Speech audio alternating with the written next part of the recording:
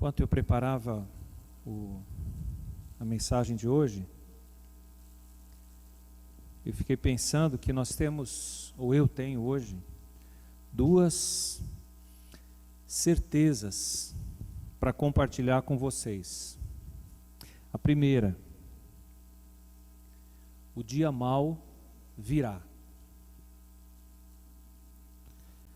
Será inevitável.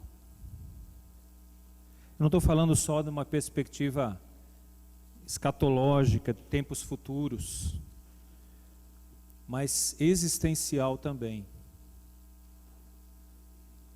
Jesus falou sobre a grande tribulação dos últimos dias, mas também falou que no mundo teríamos aflições. O dia mau virá. E a segunda notícia que eu tenho para compartilhar com vocês é que o dia mau passará. Ele não vai durar mais do que o tempo necessário para nos provar, corrigir, ensinar lições preciosas que Deus tem para nós. Se Jesus disse que no mundo nós teríamos aflições, Ele também disse: tem de bom ânimo, porque eu venci o mundo. João 16, 33. O apóstolo Paulo também nos prepara para o dia mau, para tempos difíceis. Ele disse no trechinho, num recorte que eu fiz aqui de um texto bíblico: para que possais resistir no dia mau. Eu quero usar essa expressão, para que possais resistir no dia mau, como título da mensagem de hoje, pois revela muito do texto que nós vamos estudar agora no livro de Neemias. Então convido vocês a abrirem Neemias capítulo 4, a partir do verso 7. Neemias 4, a partir do 7. Obrigado.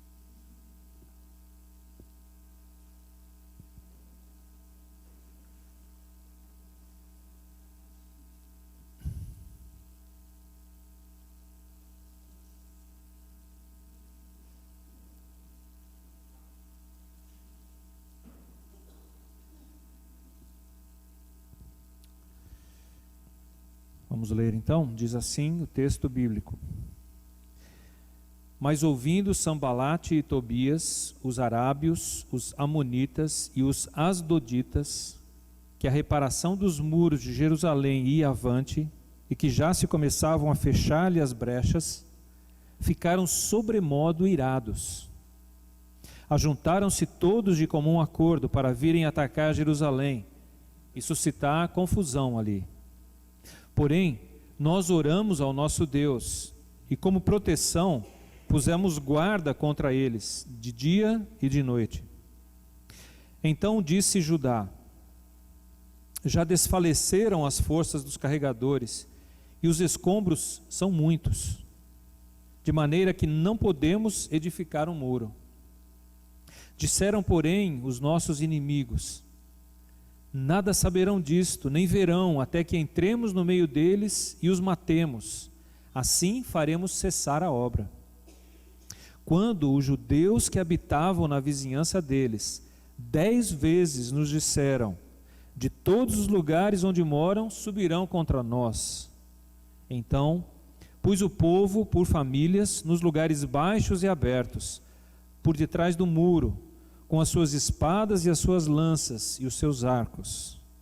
Inspecionei, dispus-me e disse aos nobres, aos magistrados e ao resto do povo: não os temais, lembrai-vos do Senhor, grande e temível, e pelejai pelos vossos irmãos, vossos filhos, vossas filhas, vossa mulher e vossa casa. E sucedeu que, ouvindo os nossos inimigos, que já o sabíamos e que Deus tinha frustrado o desígnio deles, voltamos todos nós ao muro, cada um à sua obra. Daquele dia em diante, metade dos meus moços trabalhavam na obra e a outra metade empunhava lanças, escudos, arcos e couraças. E os chefes estavam por detrás de toda a casa de Judá. Os carregadores, que por si mesmos tomavam as cargas, cada um com uma das mãos fazia a obra e com a outra segurava a arma. Os edificadores, cada um trazia sua espada à cinta, e assim edificavam. O que tocava a trombeta estava junto de mim. Disse eu aos nobres, aos magistrados e ao resto do povo: grande e extensa é a obra, e nós estamos no muro, muito separados, longe uns dos outros. No lugar em que ouvirdes o som da trombeta, para ali correi, a ter conosco. O nosso Deus pelejará por nós. Assim trabalhávamos na obra, e metade empunhava as lanças desde o raiar do dia até o sair das estrelas. Também, nesse mesmo tempo, disse eu ao povo: cada um com o seu moço fique em Jerusalém, para que de noite nos sirvam de guarda e de dia trabalhem. Nem eu, nem meus irmãos, nem meus moços, nem os homens da guarda que me seguiam, largávamos as nossas vestes. Cada um se deitava com as armas à sua direita. Vamos orar mais uma vez. Abençoa-nos, Senhor, abre nosso entendimento e nossa vontade para obedecer os desafios que a Tua palavra nos traz. Te entregamos esse momento, Senhor, porque é Teu, é para a Tua glória, é para que o Senhor manifeste aqui a Tua vontade. Por misericórdia de nós que clamamos, em nome de Jesus. Amém. Para que possais resistir no dia mau. Como encarar o dia mau? Aprendendo a defender-se, sem paralisar a missão que Deus nos deu. Como que eu lido com essa situação que foge do nosso controle? Como eu lido com a calamidade, a injustiça, as coisas difíceis que nos acontecem e que muitas vezes a gente não sabe explicar por que Deus permite. Neemias nos ensina aqui 4 estratégias diferentes, específicas, diante dos ataques, dos mais diferentes tipos de ataques que ele sofreu. A primeira dele nós falamos domingo passado. Falamos sobre a questão da zombaria, do descrédito, do bullying, do desprezo. E a proposta de Neemias, nos primeiros 6 versículos do capítulo aí, que nós falamos semana passada, era concentrar os ataques nas orações que nós fazemos a Deus. Então as orações seriam uma espécie de escudo contra os ataques. E também permanecer no trabalho, não desistir. Quando os ataques vierem, ore, isto é, desvie para Deus o seu foco e continue trabalhando. Não deixe o desprezo, a zombaria afetar o seu ânimo. Isso nos primeiros 6 versículos. E a gente disse domingo passado que quem faz justiça não somos nós. Nós entregamos isso a Deus, porque Ele sabe fazer justiça. Eu e você provavelmente vamos agir errado. Então entregue a Deus, Ele fará a justiça. A mim pertence a vingança, eu retribuirei, diz o Senhor. Em segundo lugar, agora entrando no nosso texto de hoje, a gente tem aqui um complô de vários povos contra Jerusalém. Estamos falando da reconstrução dos muros, de um povo que estava deserdado da sua terra, volta e começa a reconstruir os muros, criar uma certa identidade, uma certa proteção contra os outros, e os outros não gostam. Mais uma vez o texto diz que eles ficaram irados. Já no versículo 1 do capítulo 4, diz que um dos líderes ficou irado e começou a desferir ataques, desprezo contra o povo. E agora no versículo 7, diz que ficaram sobremodo irados. Quem são esses que ficaram sobremodo irados? Ele fala uma lista de pessoas aí, de povos. E para isso eu queria mostrar para vocês no mapa aqui. Na última vez que eu falei sobre essas pessoas, o pessoal falou que se tivesse um mapa seria mais fácil de compreender. Então deixa eu mostrar para vocês aqui. Não sei se vocês estão vendo aqui, Jerusalém está aqui. Ele fala no texto aqui, 7, ouvindo Sambalate. Sambalate, num texto anterior do capítulo 2, diz que ele era de Samaria, provavelmente o governador de Samaria, dessa região aqui. Fala também de Tobias e os amonitas, pessoal dessa região aqui, Tobias e os amonitas. Fala também de arábios, são mais ao sul, esses que estão ao sul aqui, povos árabes. E finalmente ele fala de asdoditas. Asdod é esta cidade aqui, é uma das últimas cidades dos filisteus que permaneceu. Esses são os filisteus. Então, veja bem, Jerusalém está cercada pelos samaritanos, os amonitas, os árabes e os asdoditas. De todos os lados, os inimigos se opunham a Israel. Então eles não tinham muito um lugar para fugir. Então eram eles e eles. Não, eram eles e Neemias lembra e Deus. E essa é a chave. A gente está falando de uma coligação de forças aí contra uma cidade, vindas de todos os lados. E a ira é que movia esse povo. Então não era algo justificável. Eram movidos por um sentimento porque queriam a destruição dos judeus. O texto diz que ajuntaram-se, no verso 8, para atacar Jerusalém e provocar confusão, provocar, desanimá-los do trabalho, provocar incidentes entre eles, tirar o ânimo do povo. Parece que a ideia era parecida com a ideia de guerrilhas, que a gente tem hoje em vários países, em vários lugares. Em várias cidades do Brasil tem quase que um esquema de guerrilhas, né? Isto eram incursões rápidas que tinham o propósito de molestar o povo e de tirar o ânimo das pessoas, depois se retiravam. Ataques rápidos e recuos em pequenos grupos. Por que essa estratégia, já que eram tantos povos ao redor de Jerusalém? Porque Jerusalém agora estava protegida por um decreto do rei. Havia um decreto do rei, lá no capítulo 2, dizendo: Jerusalém, os muros de Jerusalém podem ser reconstruídos, eu estou autorizando. Então é lógico que eles não podiam desferir um ataque frontal contra a cidade. Por isso essas estratégias de pequenas excursões, tentando matar pessoas, provocar confusão, molestar a gente, para minar a energia do povo. O que Neemias fez diante desse tipo de terrorismo? O que Neemias fez diante desse tipo de terrorismo? Em primeiro lugar, para variar, na vida de Neemias, o que ele faz? Verso 9: porém nós oramos ao nosso Deus. Clamaram a Deus por proteção.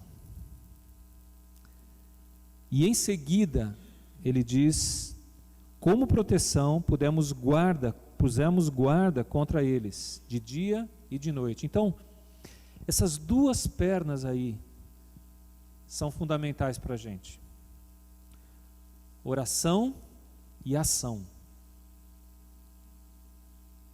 Não era só um pessoal que se fechou para orar. Não, vamos orar porque a situação está difícil. Eles oraram e agiram. Procuraram fazer algo que pudesse protegê-los também. A confiança não estava nos guardas. Por isso a oração vem primeiro. A confiança estava em Deus, mas a ação está junta. Ela tem que acompanhar a vida daquele que tem fé. Fé sem ação, ou como diz Tiago, fé sem obras é morta. Não adianta eu orar e só ficar esperando Deus faz alguma coisa, porque a situação está difícil, a gente não tem comida, a gente não tem isso, a gente não tem aquilo. Vai procurar fazer alguma coisa, vamos lutar por criar situações, vamos buscar oportunidades, vamos nos dispor a fazer o que for necessário. Fé na oração e ação, ao colocar guardas na proteção. Ação adequada a cada situação. É interessante que isso é recorrente em Neemias. No capítulo 2, ao falar com o rei, o texto diz: orei ao Deus dos céus e pedi a ele isso, isso, isso. Então, ele ora e age. Aqui no capítulo 4, na parte anterior aí que a gente falou na semana passada, de novo, ele ora, versículos 4 e 5, e no versículo 6, assim edificamos o muro, porque o povo tinha ânimo.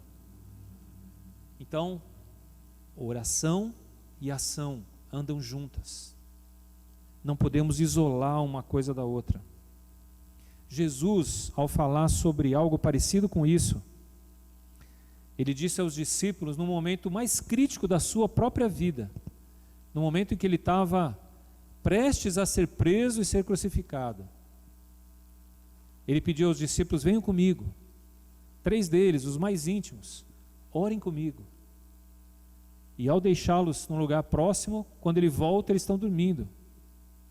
E ele diz, Mateus 26, 41, vigiai e orai, para que não entreis em tentação.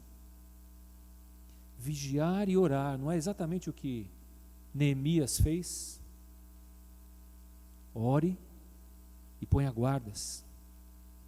Vigiai e orai, para que não entreis em tentação ou em provação, que possam desviá-los do caminho correto.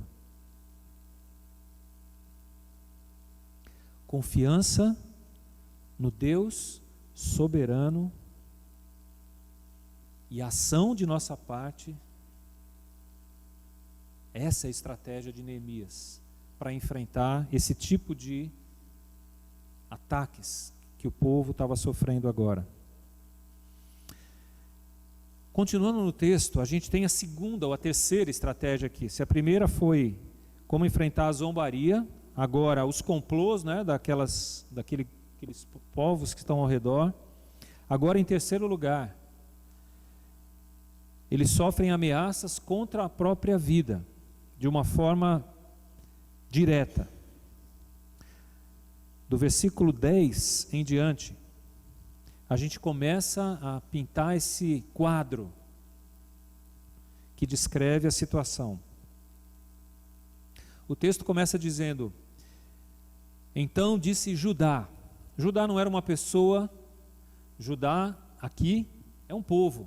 Então ele está falando, então o povo disse, então Judá, as pessoas, os judeus disseram. O que eles disseram? Cansados, estamos sem forças, o pessoal não tem mais ânimo, estamos no fim. O desafio de construir é animador muitas vezes, mas o desafio de reconstruir é muito maior, porque para reconstruir você tem que tirar todas as sujeiras antigas, tudo aquilo que ficou da destruição passada. Reconstruir dá muito mais trabalho.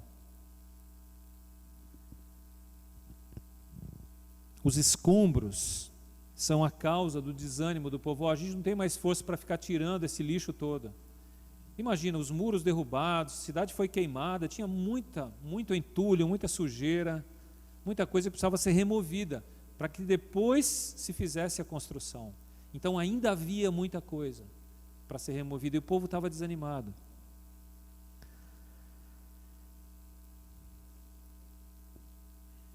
Na vida da gente, talvez a coisa mais difícil não é iniciar a vida cristã.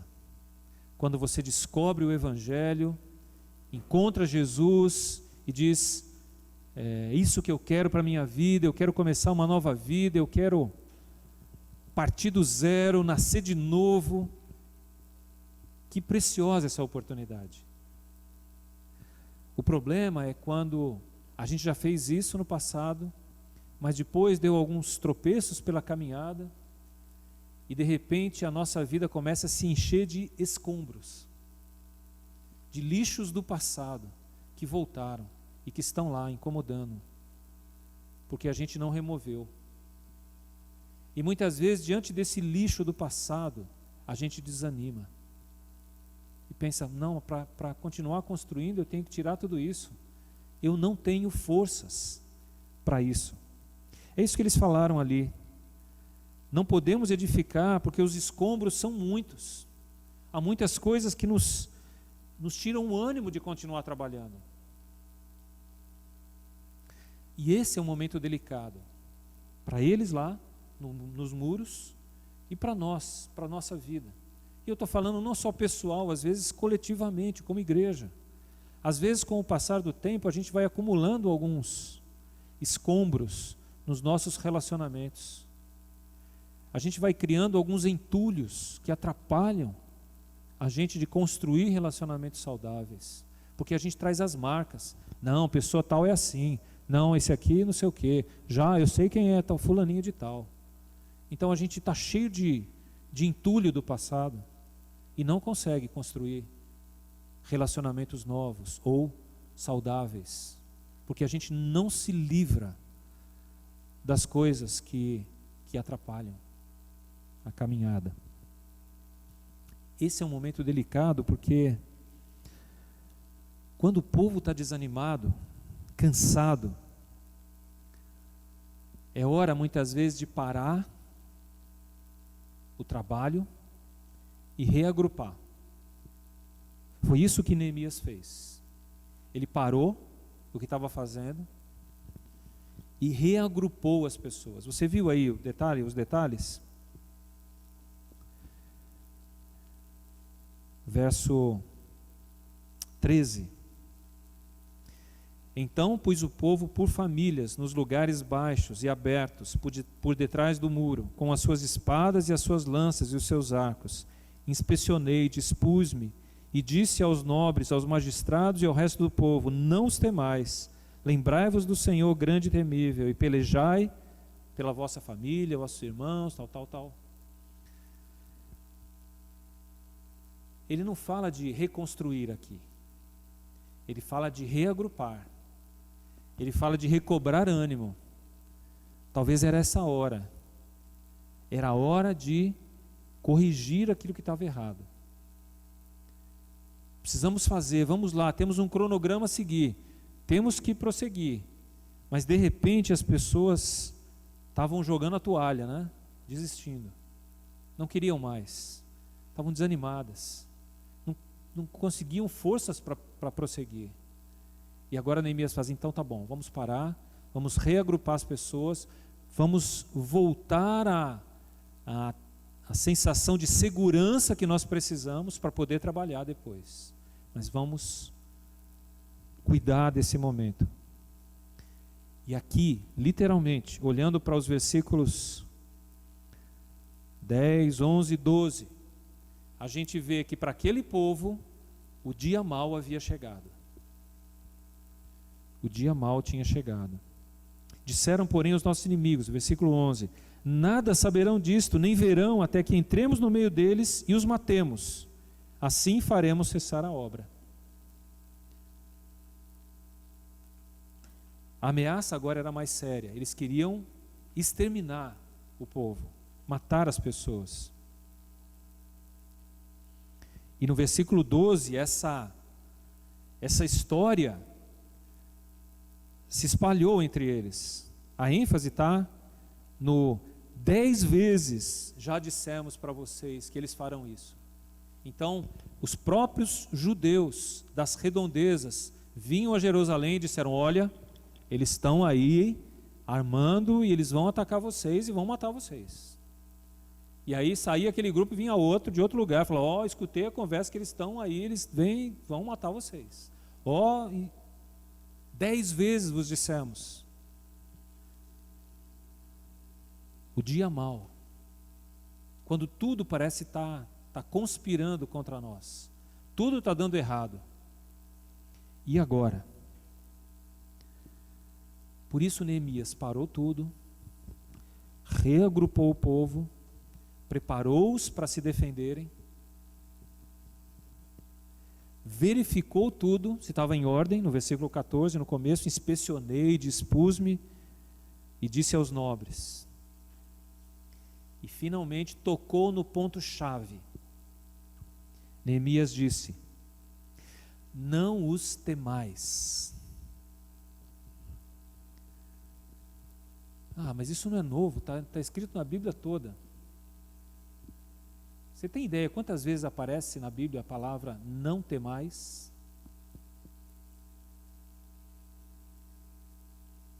E é interessante que, na maioria das vezes, a ideia é: não temam a eles, não temam ao que os outros podem fazer a vocês, não temam as ameaças, não temam em relação ao seu futuro, não temam em relação aos seus inimigos.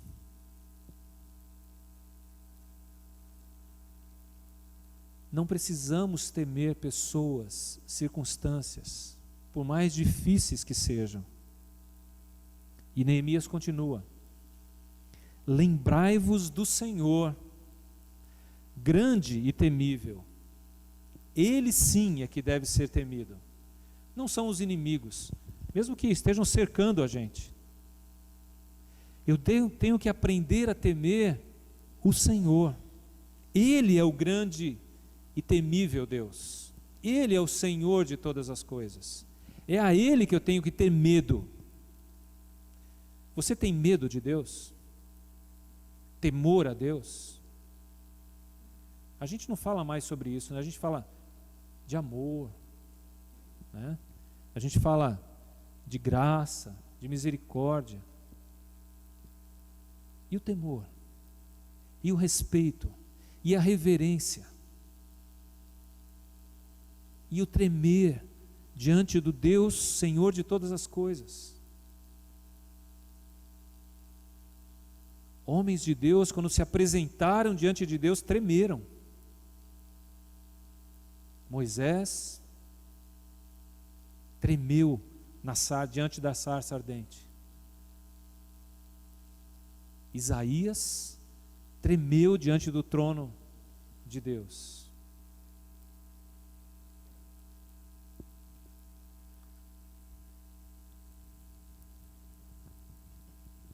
Colocando as coisas na perspectiva correta. No dia mau, quando as ameaças vierem, Neemias está dizendo para o povo: eles é que tenham medo. O Deus grande e temível está conosco. Ele está do nosso lado.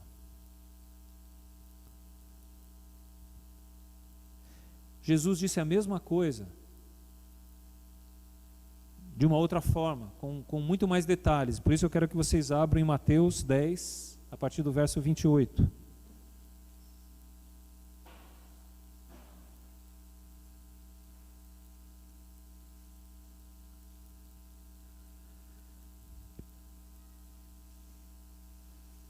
Mateus 10, 28, diz assim: não temais os que matam o corpo e não podem matar a alma. Temei antes aquele que pode fazer perecer no inferno tanto a alma como o corpo. Não se vendem 2 pardais por um asse, e nenhum deles cairá em terra sem o consentimento de vosso Pai. E quanto a vós outros, até os cabelos todos da cabeça estão contados. Não temais, pois, bem mais valeis vós do que muitos pardais. Portanto, todo aquele que me confessar diante dos homens, também eu o confessarei diante de meu Pai que está nos céus. Mas aquele que me negar diante dos homens, também eu o negarei diante de meu Pai que está nos céus. A segunda parte desse texto aqui, eu sempre ouvi ele no sentido de confessar a Jesus aqui publicamente. Mas olhando hoje para a história de Neemias, eu tive uma outra maneira de ver esse texto. Eu vejo que é na hora e no dia mau, quando as coisas ruins nos cercam, que nós somos tentados a negar a Deus com as nossas atitudes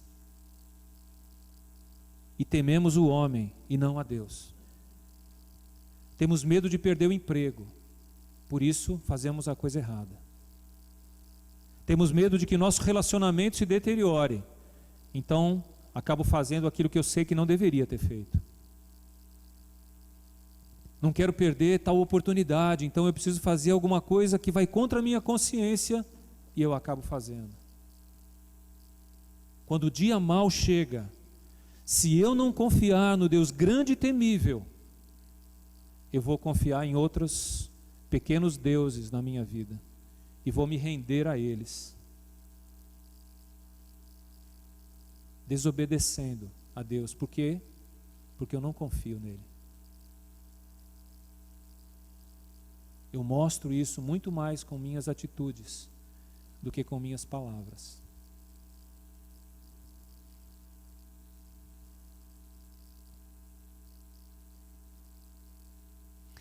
Descobrir e lidar com os nossos temores, com os nossos medos da forma correta, certamente ajudará muitos de nós individualmente e nós como igreja a sair da apatia, da letargia, a sair dessa paralisação que parece que toma conta da igreja.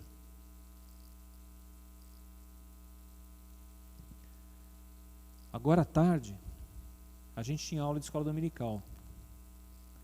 Eu sei que alguns, por certas circunstâncias, são impossibilitados de estar aqui às 4h30 para a aula.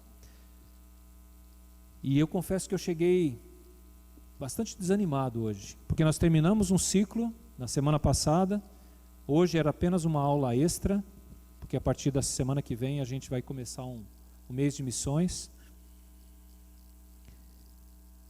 E compartilhei com as 4 pessoas que estavam na sala hoje. E a minha preocupação era: cadê o povo? Cadê o povo que ama a palavra de Deus? Que quer aprender a discernir a vontade de Deus? Cadê as pessoas que dizem amar a Jesus e a sua palavra? Onde estamos? Por que a gente não está estudando a palavra de Deus? É o professor. A gente já tentou mudar todos. Agora fui eu dar aula, foi a última tentativa. Também não funcionou. Vou chamar alguém de fora, vou chamar um cara bom aí de discurso. Até falei, eu acho que eu vou mudar o tema, vou botar como ficar rico em 10 palestras. Talvez vai ter um público bom aí. De fora, espero que os da igreja não venham, porque se vier, aí a gente está confundindo igreja com quem não é igreja.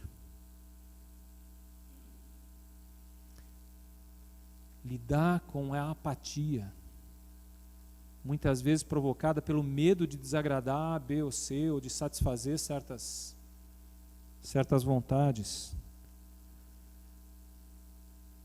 Foi o que Neemias fez. Ele agiu dizendo, agrupando novamente as pessoas: o que está acontecendo? Vamos juntar de novo aqui. O medo de vocês é esse, então tá. Então vamos nos proteger dessa forma, mas lembrem-se, não tenham medo, porque o Deus grande e temível é que está conosco. O que é que falta para a gente retomar a caminhada, minha gente? O que está faltando? Será que o problema é o horário, a programação, os professores, ou somos nós? Onde está o problema?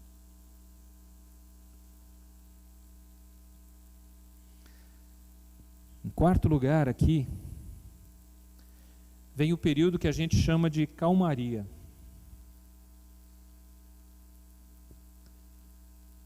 Verso 15 diz: E sucedeu que, ouvindo os nossos inimigos, que já o sabíamos, e que Deus tinha frustrado o desígnio deles, voltamos todos nós ao muro, cada um à sua obra. Ok? Então, Neemias conseguiu, no reagrupamento do povo, e estimulando a fé do povo, no Deus grande e temível, que as pessoas voltassem a trabalhar.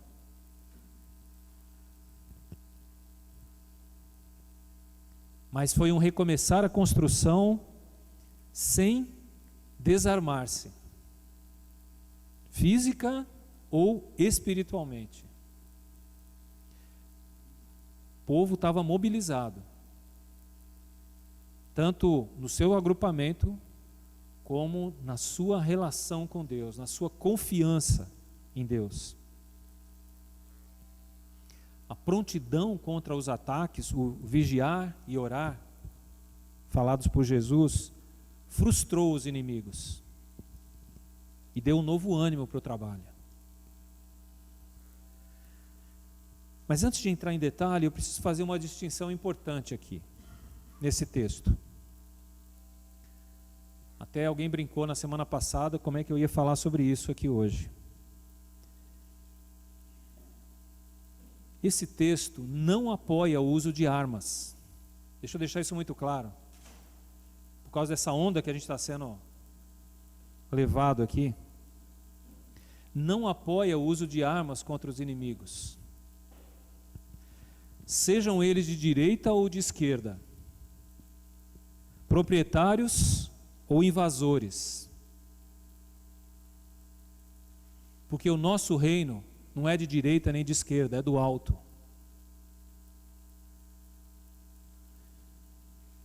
Não é deste mundo.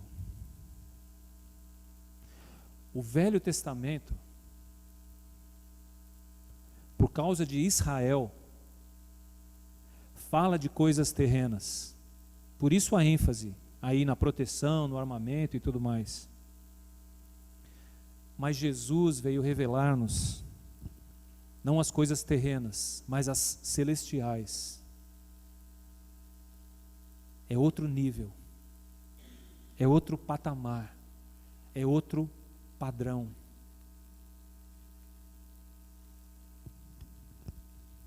E é exatamente isso que o texto de onde eu tirei o título dessa mensagem, para que possais resistir no dia mau,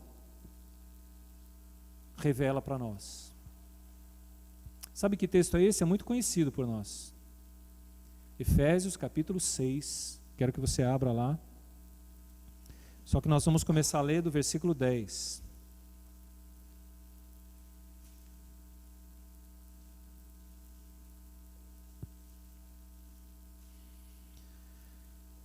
Efésios 6, 10. E o texto começa com, o título do texto do tradutor aqui é A Armadura de Deus. 6:10 diz: Quanto ao mais, sede fortalecidos no Senhor e na força do seu poder. Parece Neemias falando, né? Não temais, o Deus grande e temível está conosco, sejais fortalecidos no Senhor e na força do seu poder. 11. Revesti-vos de toda a armadura de Deus, para poderes ficar firmes contra as ciladas do diabo. Reagrupamento estratégico, voltem a se reorientar, a focar a sua vida.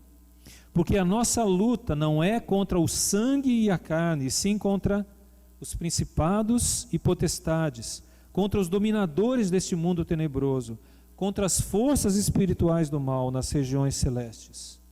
Lembra, a nossa guerra não é contra pessoas, mas é um pouco mais em cima. É quem está por trás dessas pessoas. Quando meu irmão faz uma coisa que me magoa, a minha luta não é contra ele, é contra quem usou. E não adianta eu falar para ele, foi o diabo que te fez falar isso, né? Aí você está atacando o irmão, né? Mas é entender que há uma batalha por trás, para que a gente tenha harmonia e que a obra continue. Eu preciso identificar contra quem eu estou lutando. E muitos irmãos estão lutando contra irmãos, e não contra as forças espirituais do mal. Escolhemos o inimigo errado e a guerra errada. Muitos na família estão lutando entre si, pais contra filhos, esposa e marido, e a nossa luta não é aqui. A nossa luta é aqui. E a gente precisa entender isso. Mas ele continua no versículo 13. Portanto, tomai toda a armadura de Deus, e agora a frase que eu escolhi, para que possais resistir no dia mau. E depois de ter desvencido tudo, permanecer inabaláveis. Depois de ter desvencido tudo, permanecer inabaláveis. Neemias, apesar do dia mau, apesar de enfrentar aquelas lutas, batalhas, ele jamais perdeu o entusiasmo e o foco na verdadeira guerra que ele travava. E lá no versículo 20, ele diz: no lugar em que ouvirdes o som da trombeta, para ali acorrei a ter conosco. E ele diz: o nosso Deus pelejará por nós. É Deus quem lutará por nós. Lembrem, na guerra certa, Deus lutará por nós. O entusiasmo de Neemias vinha de sua fé, não de suas estratégias mágicas, mas de sua fé, de sua confiança no Deus que estava com ele. A base do seu entusiasmo era a sua fé. Fé no Deus que tudo pode. Fé na palavra de Deus, porque ela se cumpre. Fé na certeza de que a tarefa que ele se propôs a fazer era a vontade de Deus. Era o plano de Deus. Quando o dia mau vier,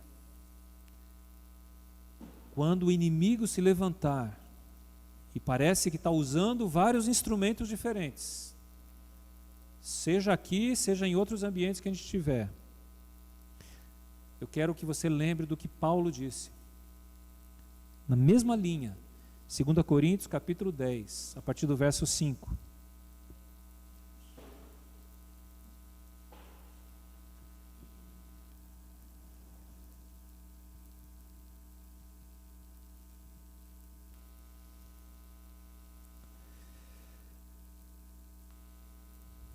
Aliás, do 3 ao 5. Verso 3, porque embora andando na carne, não militamos segundo a carne, a mesma ideia dos outros textos. Porque as armas da nossa milícia não são carnais, e sim poderosas em Deus, para destruir fortalezas, anulando nós sofismas, e toda altivez que se levante contra o conhecimento de Deus, levando cativo todo o pensamento à obediência de Cristo. Quando vierem as ameaças, as conspirações, quando vierem os ataques frontais, quando vier a calmaria, lembra,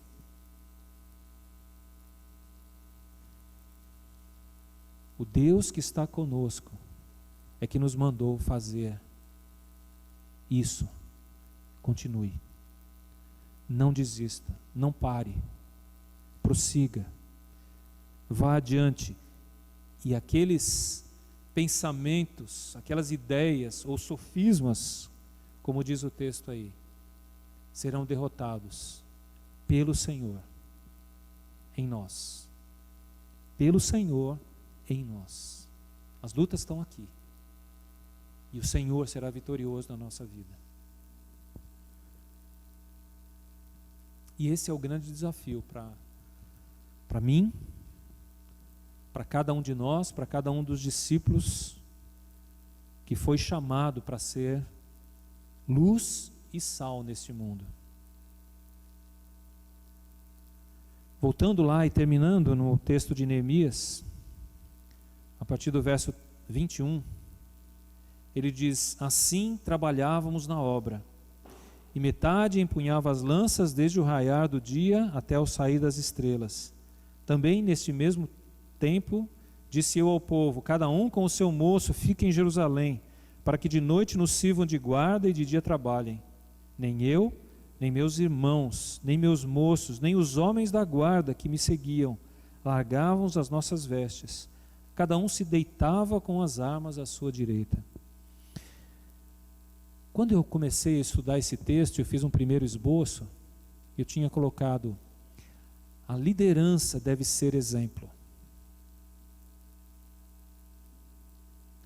Mas depois de estudar melhor, eu risquei isso. E percebi, todos aqueles que são chamados para ser luz e sal, têm que ser exemplo. Todos nós temos que ser exemplo da realidade de Deus e das verdades do Evangelho. Não é só sob a liderança que pesa a responsabilidade. Não jogue a sua responsabilidade sobre as nossas costas. Cabe a cada um de nós a responsabilidade de ser luz e sal neste mundo. A batalha é nossa, não é minha ou dos líderes da igreja, é de cada um de nós. O trabalho de Deus é de todos nós. É evidente que nós, líderes, estamos à frente. Mas deve passar por todos. A gente está entrando, a partir de setembro, a partir do próximo domingo, no mês de missões. E seja lá qual for a sua área de trabalho, de ministério que Deus tem dado a você, aqui na igreja ou fora daqui, Deus te chamou para ser luz e sal. A gente vai ouvir muitos desafios, enormes desafios. Diante da nossa capacidade, o muro é muito grande para ser erguido.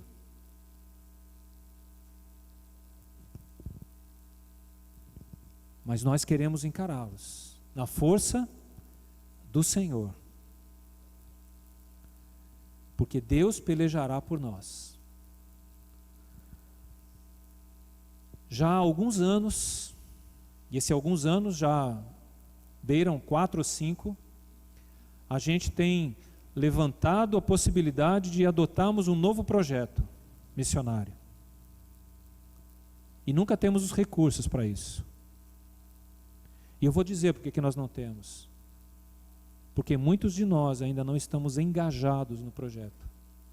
Nós ainda não entendemos que a missão de levar o Evangelho de Jesus a outros povos, a outros lugares, é nossa, de todos nós.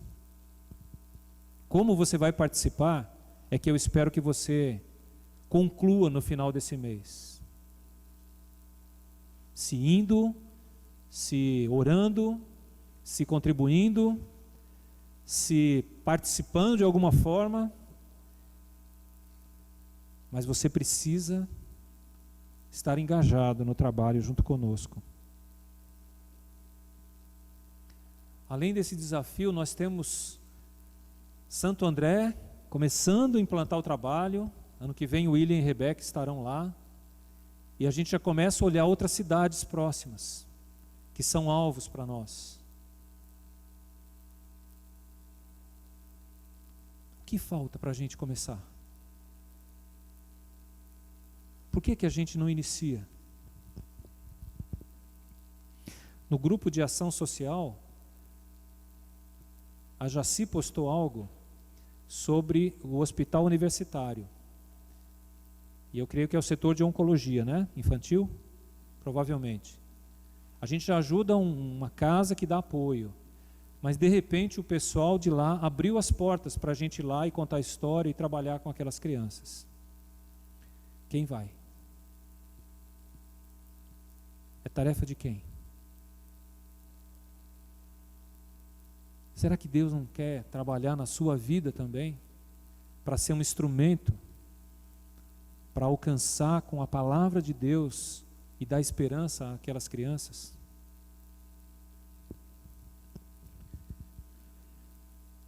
Deus tem vocacionado pessoas entre nós. O William esses dias tem falado sobre vocação, seja em diferentes áreas, mas alguns para o ministério, que tem olhado para isso com paixão. Mas e os recursos? O que é que eu estou fazendo para apoiar isso? Será que somos fiéis nos nossos dízimos, nas nossas ofertas? Será que eu me sacrifico para que a palavra de Deus alcance outras pessoas? Ou eu faço o mínimo necessário para ficar bem com a minha consciência? Aliás, nem o mínimo eu acredito que muitos estão fazendo. Deus te chamou para quê, meu irmão? Para ficar escutando mensagem?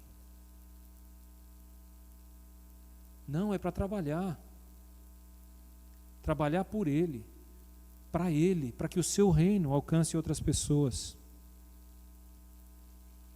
A minha pergunta para você hoje, que eu espero que seja Deus falando ao seu coração, é: você está dentro da obra? Ou você está olhando alguns trabalharem?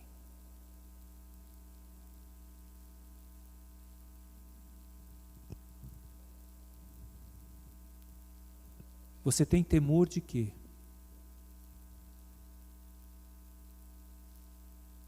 Ou de quem? Aqueles que estão dentro da obra conosco, ou que querem entrar. Eu quero dizer para vocês, como disse Neemias, o nosso Deus pelejará por nós. Amém? Vamos orar. Muito obrigado, Senhor, pelo desafio precioso da Tua palavra, que fala ao nosso coração. Ensina-nos qual é o nosso lugar na grande obra que o Senhor está fazendo. Não deixa nenhum dos Teus filhos, dos Teus discípulos sair daqui hoje sem essa pergunta inquietante de onde é o seu lugar na obra do Senhor. E que a resposta venha através da oração e da ação. Então mobiliza a Tua igreja, Senhor, para fazermos o Teu trabalho, prosperar, para que os muros sejam construídos, para que pessoas sejam salvas, para que comunidades sejam transformadas. Então usa o Teu povo, Senhor, mas fortalece-nos. Queremos aprender, Deus, a temer só ao Senhor, o nosso Deus grande e temível, e não a outras coisas. Tira o medo que tem paralisado muitos aqui, Senhor, e faz-nos servos fiéis e prontos para trabalhar, prontos para arregaçar as mangas. É o que oramos, Senhor, em nome de Jesus. Amém.